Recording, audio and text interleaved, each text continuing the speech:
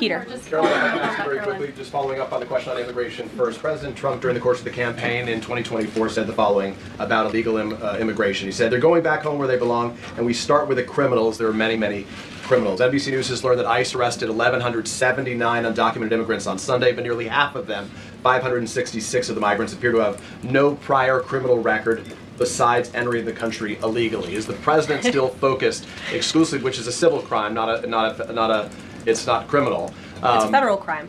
So I'm asking, though, he said he was going to focus on those violent offenders first. So is violent offenders no longer the predicate for these people to be deported? The president has said countless times on the campaign trail, I've been with him at the rallies, I know you've been there covering them too, Peter, that he is focused on launching the largest mass deportation operation in American history of illegal criminals. And if you are an individual, a foreign national, who illegally enters the United States of America, you are, by definition, a criminal. And so therefore, you are subject to deportation. I apologize for interrupting. What's up, everyone? Today, we're diving into one of the most explosive press briefings we've seen in the new Trump administration. Karoline Leavitt, Trump's spokesperson, absolutely schooled an NBC reporter who tried to play gotcha games about the administration's deportation policies. This exchange revealed everything you need to know about how the administration is handling illegal immigration, federal funding, and more.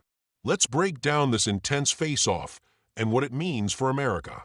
For interrupting. So to be clear, it's not violent criminals do not receive precedence in terms of the deportations taking place. The president has also said two things can be true at the same time. We want to deport illegal criminals, illegal immigrants from this country, but the president has said that, of course, the illegal criminal drug dealers, the rapists, the murderers, the individuals who have committed heinous acts on the interior of our country and who have terrorized law-abiding American citizens, absolutely, those should be the priority of ICE, but that doesn't mean that the other illegal criminals who entered our nation's borders are off the table. Understood. Then let me ask you a separate question about the confusion that still exists across the country right now as it relates to the freeze or the pause as it's described.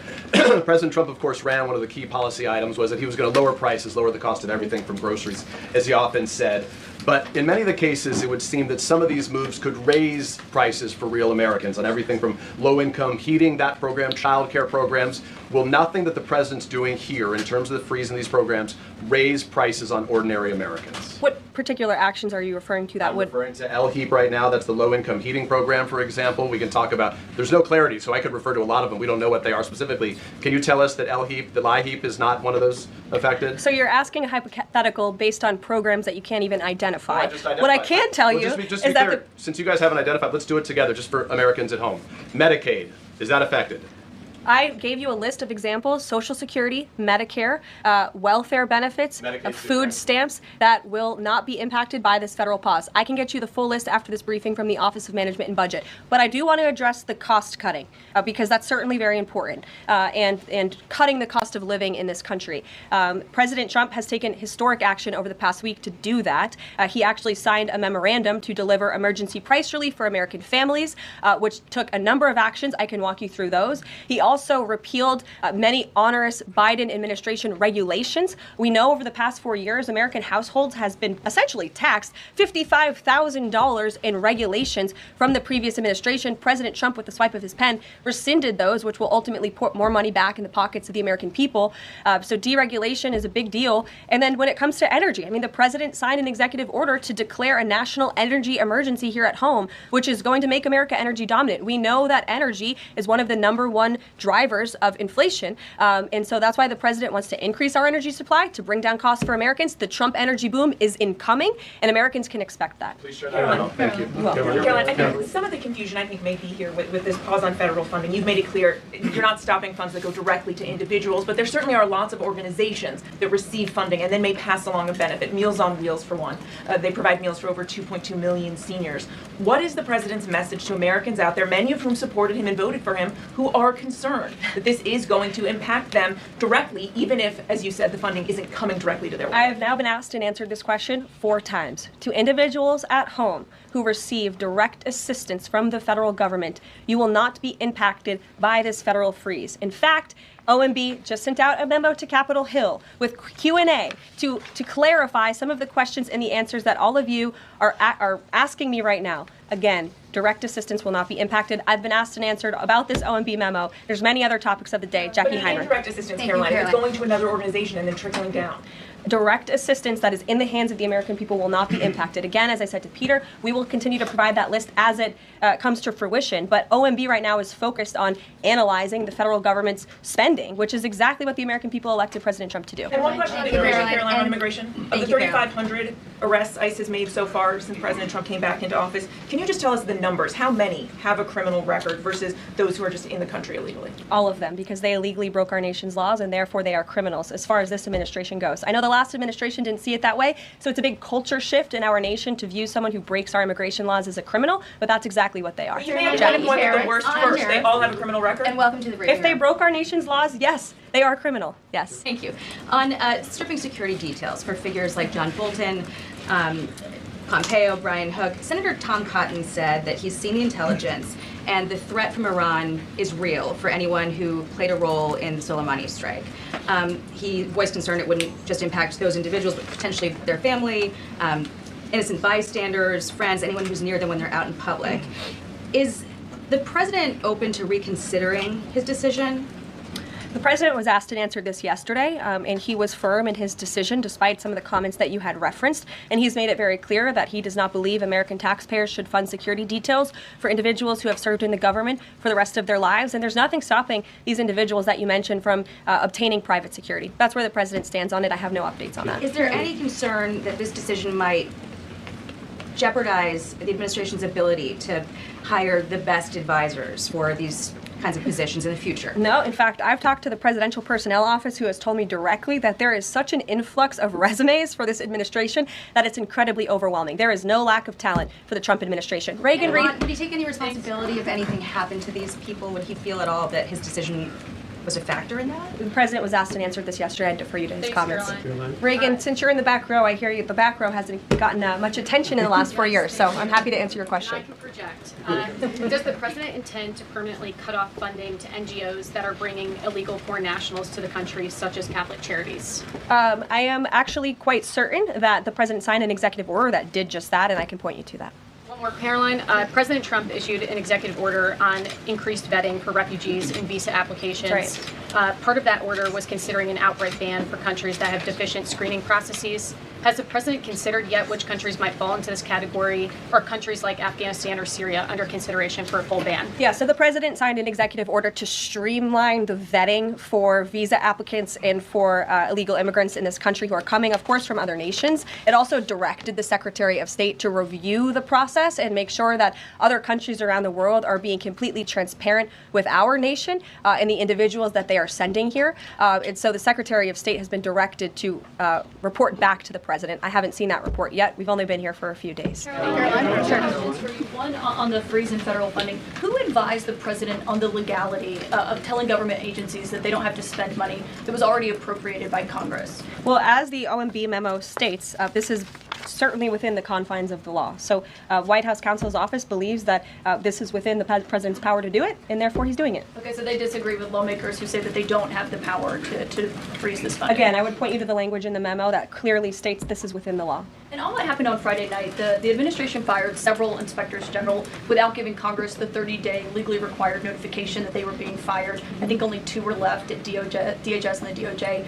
And then yesterday we saw several prosecutors, I believe 12, fired from the Justice Department who worked on the investigations into the president. As you know, they are career prosecutors, therefore they are afforded civil service protections. How is the administration deciding which laws to follow and which ones to ignore? So it is the belief of this White House and the White House counsel's office that the president was within his executive authority to do that. He is the executive of the executive branch, and therefore he has the power to fire anyone within the executive branch that he wishes to.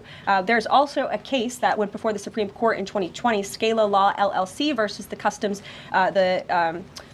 Bureau Protection. I would advise you to look at that case, and that's the legality that this White House was resting So on. you're confident that if they bring lawsuits against you, the prosecutors who were fired, that they will succeed? We will win in court, And yes. did he personally direct this, given they worked on the classified documents investigation and the election interference investigation? This was a memo that went out by the Presidential Personnel Office, and the president is the leader of this White House. So it did yes. come from him. Yes. Caroline. Caroline? Sure. Thank you. Congrats on your first day behind the podium. Thank you.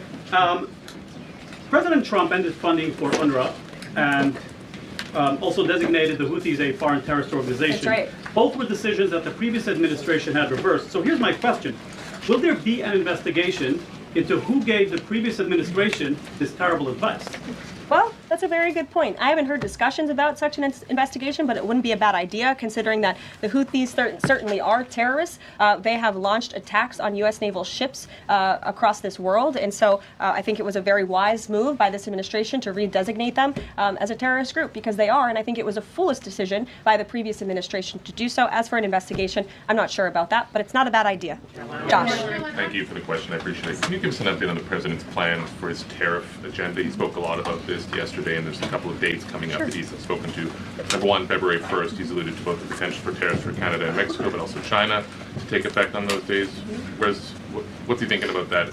Yeah. Should those countries expect that? Again, he was asked and answered this question this past weekend when he took a lot of questions from the press, and he said that the February 1st date for Canada and Mexico still holds. What about the China 10% tariff that he also admitted about last Tuesday going into effect on the same day? Yeah, the president has said that he is very much still considering that for February 1st. Separately, yesterday he talked also about sectoral tariffs on, for instance, pharmaceuticals as well as semiconductor computer chips. He talked about steel, aluminum, and copper. What's the timeline on those? Is that a similar sort of coming days thing? Yeah, so when the president talked about that in his speech yesterday, that actually wasn't a new announcement. That was within a presidential memorandum that he signed in one of the first days here in the White House on his America First trade agenda. So there's more details on those tariffs in there. As far as a date, I don't have a specific date to read out to you, but the president is committed to implementing tariffs effectively, just like he did in his first term. The NBC reporter thought they had a gotcha moment when they pointed out that nearly half of the immigrants arrested by ICE had no prior criminal record beyond entering the country illegally. They were trying to paint the administration as targeting innocent people. But Leavitt wasn't having any of it. She immediately shut down this narrative with a simple truth bomb. If you enter the United States illegally, you are criminal by definition. Period. End of story. The reporter tried to press her on whether violent criminals would get priority for deportation. Leavitt's response: both can happen at once.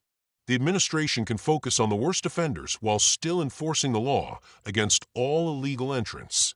This is exactly what Trump promised on the campaign trail, the largest mass deportation operation in American history. And now we're seeing it happen in real time. Then came the pivot to federal funding. The reporter tried to claim that Trump's freeze on certain federal programs would raise costs for everyday Americans, specifically mentioning the Low-Income Home Energy Assistance Program. Leavitt immediately called out the reporter for not even being able to identify which specific programs would be affected. She made it crystal clear. Direct assistance programs like Medicaid, Social Security, Medicare, and food stamps will not be impacted by this pause. When pushed about organizations like Meals on Wheels that receive federal funding, Leavitt stood firm, repeating that direct assistance to Americans would not be affected. The reporter kept trying different angles, but Leavitt wouldn't budge from the facts. Leavitt didn't just play defense. She went on the offensive to highlight how Trump is actually lowering costs for Americans. She pointed to three major actions. First, Trump signed a memorandum for emergency price relief for American families. Second, he repealed a mountain of Biden-era regulations that had essentially taxed American households $55,000 over the past 4 years. Third, he declared a national energy emergency to make America energy dominant again, which will drive down one of the biggest causes of inflation. The Trump energy boom is coming, folks, and Americans can expect relief at the pump and on their energy bills soon.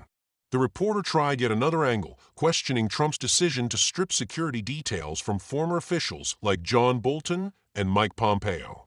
Leavitt was direct. American taxpayers shouldn't be funding security for former government officials for the rest of their lives. Nothing stops these individuals from getting private security if they're concerned. When challenged about the legality of Trump's actions on the federal funding freeze and firing inspectors general and prosecutors, Leavitt confirmed these actions fall completely within presidential authority. The president is the executive of the executive branch and has the power to fire anyone within it. Hey, if you're enjoying this breakdown of how the Trump administration is changing Washington, smash that subscribe button right now. I bring you these political reality checks daily, and you don't want to miss what's coming next. Perhaps the most revealing moment came when Leavitt stated that all 3,500 people arrested by ICE under the Trump administration are considered to have criminal records simply because they broke immigration laws. She acknowledged this represents a major culture shift in how America views immigration. I know the last administration didn't see it that way, so it's a big culture shift in our nation to view someone who breaks our immigration law as a criminal, but that's exactly what they are. This signals a fundamental change in how immigration enforcement will work during this administration. No more catch and release, no more looking the other way. If you're here illegally, you're breaking the law, and you can expect consequences. What we witnessed in this briefing was Karoline Leavitt standing her ground against a media clearly hostile to the administration's agenda. She didn't flinch, didn't apologize, and didn't back down from defending Trump's policies on immigration, government spending, and executive authority. This is exactly what Trump promised during his campaign, a complete reversal of the previous administration's policies and a return to law and order, especially at the border. Love it or hate it, this administration is following through on its promises at breakneck speed. That's all for today's breakdown. If you found this analysis valuable, hit that like button and subscribe for more no-nonsense political coverage.